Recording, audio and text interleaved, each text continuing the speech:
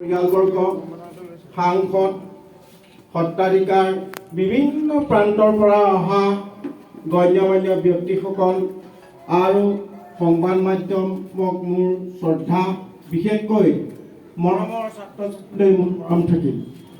আচলতে মই যিবোৰ কাম কৰিছোঁ, ধৰ্ম, ৰাজনীতি, অৰ্থনীতি আমাৰ এটাই ওপৰত প্ৰকৃতি। সেইদৰে ৰাজনীতি, অৰ্থনীতি, ধৰ্মনীতি আধাৰত মই প্ৰকৃতিৰ কাম কৰিছোঁ। মই বেলেগ ধৰণৰ কাম কৰা নাই। মই যিখন হাবি বনাইছোঁ এই বহু হিষ্ট্ৰিকেল এৰিয়া, সূৰ্য উঠা দেশৰ পৰা সূৰ্য পৰা দেশলৈ গৈ মই যিটো অনুভৱ কৰিছোঁ। এতিয়া ধৰিত্ৰীয়াই পানী লগা জ্বৰ হৈছে, যেতিয়া সম্পূৰ্ণ জ্বৰ হ'ব আমি পৃথিৱীৰ পৰা বিদায় মাগিব লাগিব প্ৰাণী জগত। সেইটোলৈ গুচি অহাৰ কাৰণে মই যিখন হাবি সৃষ্টি কৰিছোঁ বহু হিষ্ট্ৰিকেল এৰিয়া। ভাৰতৰ অন্তিমখন যুদ্ধ, অসমৰ শেষ পৰাজয় মোৰ সেই হাবিতে হৈছিল মহগড়কুটি নামৰ ঠাইত 1826 খ্ৰীষ্টাব্দৰ 24 ফেব্ৰুৱাৰী দিনা ইয়াণ্ডাবু সন্ধি চুক্তি অনুযায়ী ব্ৰিটিছ আৰু মানৰ তয়াময়া মোৰ যিখন এতিয়া হাবি আছে তাতে হৈছিল। আৰু সেইদিনাই ব্ৰিটিছৰ অধীনলৈ গৈছিল আমাৰ উত্তৰ পূৰ্বাঞ্চল। তেতিয়া বৰ অসম আছিল। তেতিয়া দেখা পোৱা যায়, মই সৰুতে তাতে জন্ম হৈছোঁ ককিলামুখতে। তাত দেখিছোঁ সৰুৰে পৰা ব্ৰিটিছৰ দিনৰ জাহাজ ঘাট ঢাকা হৈ কলিকতা হৈ বস্তু অনা নিয়া কৰে। ককিলামুখ বৰগোপত বস্তুবোৰ উঠায় আৰু উজনি অসমৰ প্ৰথম ৰেল ষ্টেচন যোৰহাট জেপিয়াৰটো আছিল, তাতে বস্তুবোৰ নিয়ে ৰেলে নি পেলাই তাত আপাৰ আছামটো ডিষ্ট্ৰিবিউশ্যন কৰিছিল। দুৰ্ভাগ্যবশতঃ 1965 চনৰ পৰা 1970 চনৰ ভিতৰত 10 কিলোমিটাৰ ব্ৰহ্মপুত্ৰত জাহ গ'ল, যাৰ বাবে মানুহবোৰ চেলিবেলি হৈ গ'ল।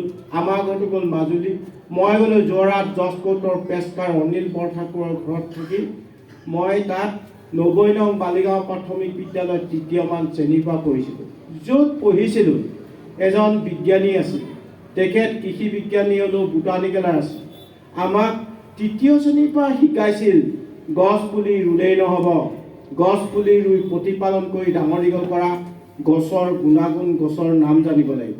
সেইদৰে হাতে কামে কৰা শিকাইছিল। আৰু তেতিয়া মোক পাণ পুলি ৰুবলৈ দিয়ে।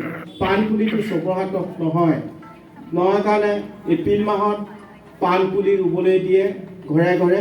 তেতিয়া মোক 25 পইচা দিয়ে। 25 পইচাত সেই সময়ত 1.5 কেজিমান বেদাম গুটি পাওঁ।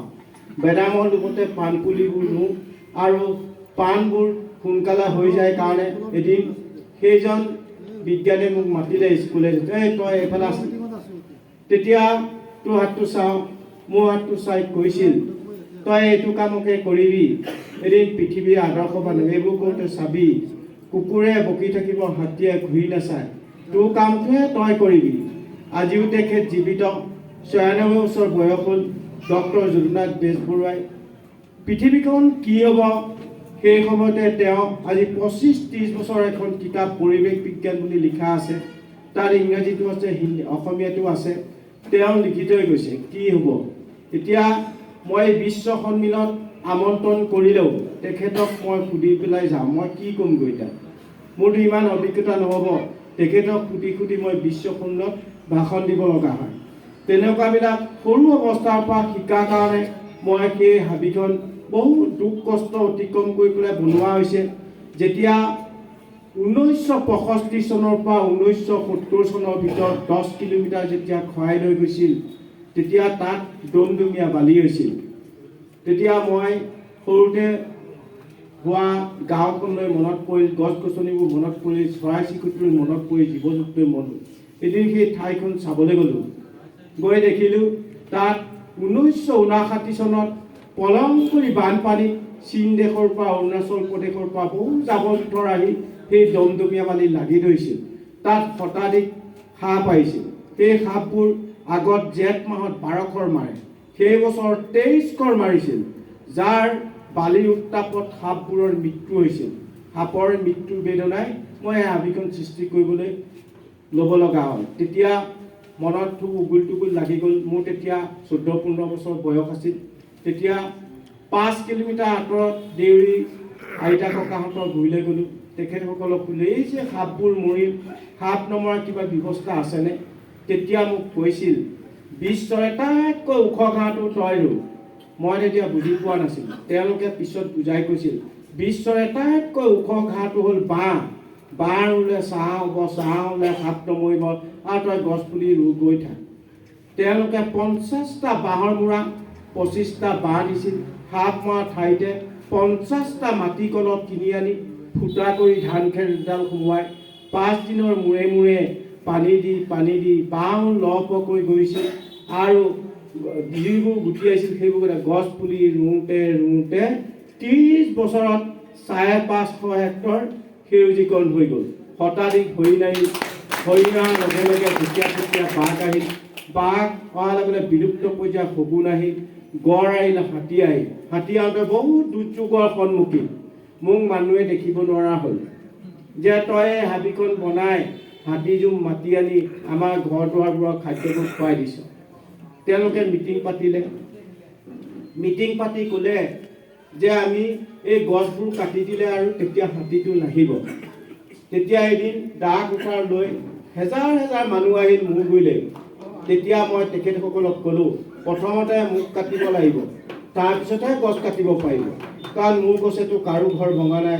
গতিকে হাতীয়ে ভাঙিছে, হাতীৰ কাৰণে আপোনালোকৰ MLA আছে, MP আছে, চিফ মিনিষ্টাৰ আছে, ভাৰতৰ প্ৰধানমন্ত্ৰী আছে, তেওঁলোকৰ লগত যোগাযোগ কৰক। মই গছ কাটিবলৈ নিদিওঁ। মোৰ কথা শুনি তেওঁলোক গুচি গৈছিল। অসমৰ সংবাদ মাধ্যমক এইকাৰণে ধন্যবাদ জনাব লাগিব। বহুত দুখ কষ্ট অতিক্ৰম কৰি 18 কিলোমিটাৰ হাবিৰ মাজেদি খোজকাঢ়ি আহি মোৰ তাত ওলাইছিলেহি আৰু যিদিনা আহিছিল 9টা গৰু বাঘে মাৰিছে, 3টা গড় আছে, 150কৈ হাতী আছে। মই ভাবিছিলোঁ তেওঁলোকক প্ৰথমতে সংবাদ মাধ্যম বুলি নাজানো, চোৰাং চিকাৰী বুলি ভাবিছিলোঁ। তেওঁলোকক সেইদিনা ঘূৰাই পঠিয়ালোঁ, আপোনালোকে হাবিত নোসোমাব। পিছদিনা মাঘৰ বিহু আছিল। মাঘৰ দিনাখন আহি মোক এখন ফুলাম গামোচা চেলেং চাদৰ 500 টকা দি আৰু প্ৰমাণ পত্ৰ দি কৈছিল আপুনি বহুত ভাল কাম কৰি আছে, আপোনালোকৰ আমিও আছোঁ। কিন্তু আৰ্টিকলটো লিখোঁতে 2 বছৰ সময় লৈছিল। শদিয়াৰ পৰা ধুবুৰীলৈ যেতিয়া ফৰেষ্ট ডিপাৰ্টমেণ্টৰ লগত আলোচনা কৰি ফৰেষ্ট ডিপাৰ্টমেণ্টে ক'লে যে সেইটো আমাৰ ৰেভিনিউ নপৰে, তেখেতে অকলে গঢ়া হাবি।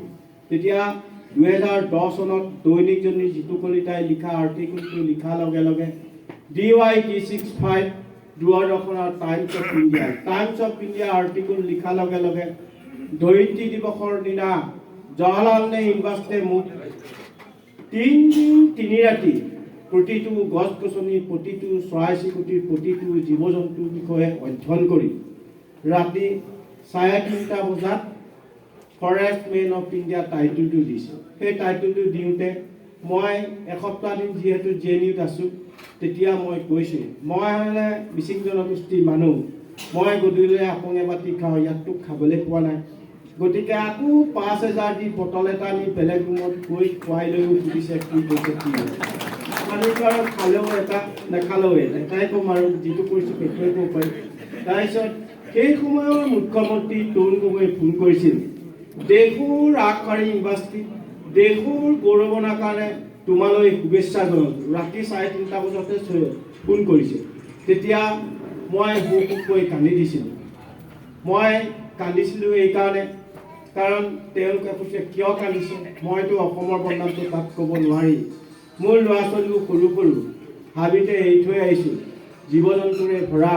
সেইকাৰণে মনত পৰিছে, এসপ্তাহ দিন আছোঁ, সেইকাৰণে মনত পৰিছে, মোৰ চকু পানী ওলাইছে, অন্য নহয়। কিন্তু মোৰ দুখ দিনতে সেইটো নাছিল যে অসমত 3খনকৈ ইউনিভাৰ্চিটি আছে, নিচেই কাষতে টোকোলাই চাহ গৱেষণা কেন্দ্ৰ আছে, নিচেই কাষতে ৰিচাৰ্চ লেবৰেটৰী আছে, নিচেই কাষতে কৃষি বিশ্ববিদ্যালয় থাকোঁতে জৱাহৰলাল নেহৰু ইউনিভাৰ্চিটিয়ে সেই হাবিৰ মাজৰ পৰা মাতি নি এই সন্মানটো দিয়াৰ কাৰণে দুখ বেদনাত মই কান্দিছোঁ। যাই নহওক অসমলৈ আহিলোঁ।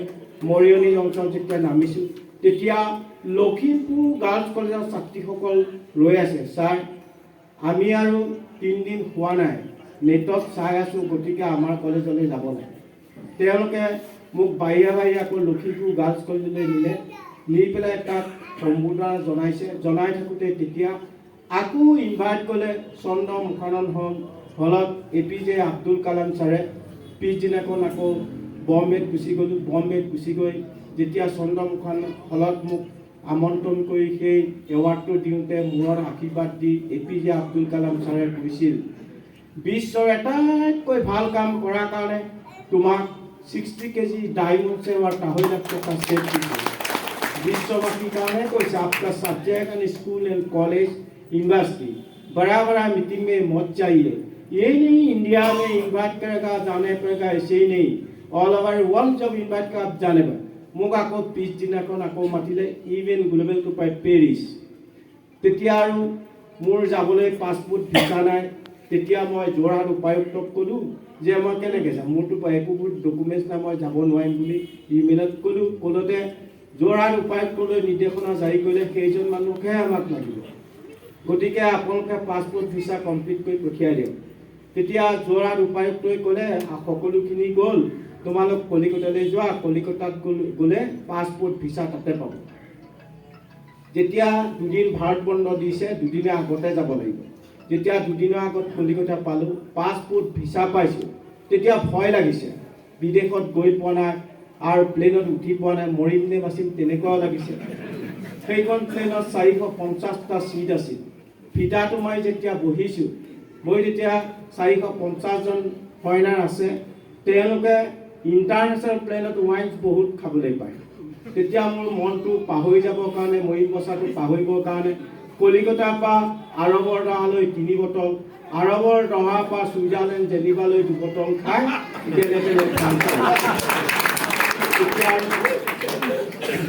লগত জিতু কলিতা গৈছিল। জিতু কলিতাক কৈছোঁ, চাহ গছে মোক কাপোৰ পিন্ধাইছে, চৰাই 7 সাগৰ 13 নদী পাৰ কৰি সূৰ্য উঠা দেশৰ পৰা সূৰ্য পৰা দেশলৈ আনিছে, অন্যটো অনা নাই। গতিকে গছ গছনিৰ পৰা, চৰাই চিৰিকটিৰ পৰা, জীৱ জন্তুৰ পৰা আমি শিকিবলগীয়া কিমান আছে। পিছদিনা যেতিয়া ইভেনত 195খন দেশৰ বিজ্ঞানীসকলে ঘোষণা কৰিলে যে এতিয়া আৰু গছৰ অবিহনে পৃথিৱীক কোনেও বচাব নোৱাৰে। সমগ্ৰ বিশ্বই ধ্বংস কৰাৰ বিনিময়ত এজন মানুহে সৃষ্টি কৰাৰ কাৰণে বিশ্বৰ সেইখন কিতাপত আৰু এজোপা গছ পুলি ৰুবলৈ লৈ গৈছিল। গছ পুলিটো যেতিয়া বহুৱাই দিছিলোঁ, পৃথিৱীৰ যিমান ধৰ্মাৱলী লোকসকল আছে, গাঁতটোত বহুৱাৰ লগে লগে মাটি অকণি চবেই নিজৰ ধৰ্মত উপাসনা কৰিছিল, গছজোপা বাছিল। তেতিয়া বৰষুণ দিছিল। বৰষুণ দিওঁতে মোৰ মনত বৰ ভাল লাগিছিল, আজিৰ পৰা আৰু পৃথিৱীখন এৱাৰনেছ হৈছে। তেতিয়া আকৌ ভাৰতলৈ ঘূৰি আহিলোঁ। ভাৰতলৈ ঘূৰি আহি দেখিলোঁ ভাৰতৰ বিভিন্ন স্কুল কলেজ ইউনিভাৰ্চিটিবিলাকত গৈ মই দেখিলোঁ 1972 চনতে ছুইডেনৰ ষ্টকহোম দেশত 13খন ৰাষ্ট্ৰই ঘোষণা কৰিছিল। তেতিয়াই জলবায়ু পৰিৱৰ্তন হৈছে। ভাৰতবৰ্ষত 1973 চনত পাঠ্যক্ৰমত সোমোৱাই ল'লে। 1974 চনৰ পৰা 5 জুনটো বিশ্ব পৰিৱেশ দিৱস পালন হয়। ভাৰতৰ বিভিন্ন স্কুল কলেজ ইউনিভাৰ্চিটিবিলাকত গৈ মই দেখিছোঁ এতিয়ালৈকে একেটা গাঁততে বিশ্ব পৰিৱেশ দিৱস পালন কৰে, গছ এজোপাও নাই। ভাৰতীয় শিক্ষাটো এনেকুৱা নেকি, ডাঙৰবোৰে গছ কাটে, সৰু সৰু ল'ৰা ছোৱালীক গছ পুলিবোৰ উঘালি জান মৰা, সেইদিনাৰ পৰা যদি উঘালিও নিদিলেহেঁতেন ইমান জলবায়ু পৰিৱৰ্তন নহ'লে। যাই নহওক, শিক্ষাক অগ্ৰাধিকাৰ দি এনভাইৰমেণ্টেল ছায়েন্স, পৰিৱেশ বিজ্ঞান LP স্কুলৰ পৰা দিব, পৰিৱেশ শিক্ষক দিব লাগিব, পৰিৱেশ ইউনিভাৰ্চিটি দিব লাগিব। যেতিয়া এটা ল'ৰাই LP স্কুলত নাম লগাব, এজোপা গছ ৰুব, সি প্ৰেক্টিকেলি 5 বছৰ ডাঙৰ কৰিব লাগিব, তাৰ অক্সিজেনটো সি নিজে ল'ব, পিছৰ 5 বছৰ তাৰো এজোপা ৰুব, বিশ্ববাসীক দিব। এতিয়া ভাৰতবৰ্ষত বছৰি কিমান ল'ৰা ছোৱালীয়ে এডমিশ্যনলৈ 2 বছৰত কিমান হ'ব, 3 বছৰত কিমান হ'ব, 4 বছৰত 10 বছৰত অল অভাৰ ৱৰ্ল্ড গ্ৰীণ হৈ যাব। সেইখিনি ল'ৰা ছোৱালীয়ে নতুন পৃথিৱী কৰিব। সিহঁতে এই ৰোৱা গছ কোনোদিন কাটিব নিদিব, সিহঁতৰ গছৰ ওপৰত পৰা চৰাই মাৰিব নিদিব, সিহঁতৰ গছৰ তলত থকা জীৱ জন্তু সেই আদিম যুগৰ পৰা সংৰক্ষণ কৰা তাহাঁতে পাৰিব, আনে নোৱাৰে, বুঢ়াশালিকাই মানে। কাৰণ আপোনালোকে চাব, ঘৰৰ পৰাই সিদ্ধান্তটো ভুল আছে। আপোনাৰ ককা ভাই 2জন হ'ল, তেতিয়া দেখিছে বিয়া পাতিলে বেলেগ হ'ল, যে ককাকে ৰোৱাটো কাটিছে, বাপেকে ৰোৱাটো কাটিছে, নিজে গজাটো কাটিছে, ঘৰ বনাইছে, অকণ অকণ ল'ৰা ছোৱালীবোৰ চাই আছে। কিন্তু সেই সময়ত চিন্তা নকৰি ককা ভাই যে মাটিটো আগলৈ বাঢ়ি নাযায়, মানুহে বাঢ়িব, যে ককাইদেউ তই ওপৰ মহলত থাক, মই তল মহলত থাক, সেইটোতো কৰা নাই। তেতিয়াতো গছ কাটিব নালাগে, মাটি অধিগ্ৰহণ কৰিম। নালাগে সেইবিলাক কৰাৰ কাৰণে আজি জলবায়ু পৰিৱৰ্তন হৈছে আৰু LP স্কুলত আকৌ নাম লগালে। তেতিয়া দেখিব চৰকাৰে বিল্ডিং কাৰ্ড দিলে, পইচা দিলে স্কুল ঘৰ বনাব, তেতিয়া আকৌ ল'ৰা ছোৱালী দেখি আছে শিক্ষকে গছবোৰ কাটিহে বিল্ডিং বনাইছে। সেইদৰে গোটেই ইউনিভাৰ্চিটিলৈকে অকল গছ কটাটোকে দেখাইছে, কিন্তু গছ ৰুই প্ৰতিপালন কৰি ডাঙৰ কৰা, গছৰ গুণাগুণ, গছৰ নাম থকা শিক্ষা এতিয়ালৈকে দিয়া নাই ভাৰতবৰ্ষত। সেইকাৰণে আমাৰ দেশ আৰু খুব দুখৰ কথা, ভাৰতবৰ্ষত ফৰেষ্টিং লাইফ গছৰ বিষয়ে পঢ়া বিষয়টো আমাৰ উত্তৰ পূৰ্বাঞ্চলত 4খন ৰাজ্যত আছে, কিন্তু অসমত নাই।